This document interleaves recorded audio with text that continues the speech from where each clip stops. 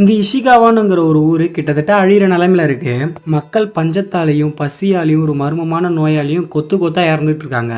அது கூட இயற்கை சீற்றத்தால அந்த ஊரே கிட்டத்தட்ட படாத பாடு பத்துக்கிட்டு இருக்கு. இதெல்லாம் போதாதுன்னு பக்கத்து நாட்டு ராஜாங்கெல்லாம் இதான் சாக்குன்னு சொல்லிட்டு போர் தொடுக்க ரெடியா இருக்காங்க. இப்படி தான் ஊரு கண்ணு முன்னாடியே அழியறத பார்த்த அந்த நாட்டு மன்னர் இதெல்லாம் பார்த்துட்டு தப்பான ஒரு முடிவு எடுக்கிறாரு. இவங்க ஊர் எல்லையில ஒரு கோயில் ஒன்று இருக்கு. பட் அங்க புத்தர் சிலைக்கு பதிலா 12 டீமன்ஸ், அதாவது 12 சாத்தான்கள் தான் வழிபடுவாங்க.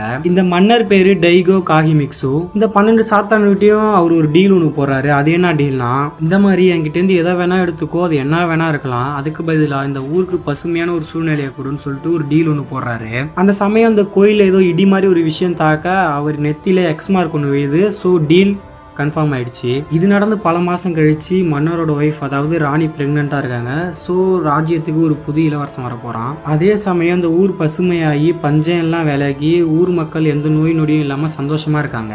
இவங்க மேலே போர் தொடுக்கணும்னு நினச்ச எல்லா எதிரி நாடுமே நட்பு நாடாக மாறிடுறாங்க. இருந்தாலும் நம்ம டைகோ கவலையாகவே இருக்காரு. பிகாஸ் இன்னும் இவர்கிட்டேருந்து எந்த ஒரு பொருளுமே அந்த சாத்தான்க எடுக்கவே இல்லை.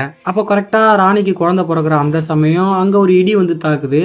அப்போ அங்கே இருந்த ஒரு புத்தர் சிலையோட தலை கீழே விழுந்துருது. அப்ப அந்த சமயம் அங்க இருந்த எல்லாருமே அந்த குழந்தைய பார்த்து தான் அரண்டு போயிடுறாங்க. பிகாஸ் அந்த குழந்தைக்கு கண்ணு மூக்கு காது தோல்னு சொல்லிட்டு எதுவுமே இல்லை. அந்த குழந்தையோட உடம்புல உயிர்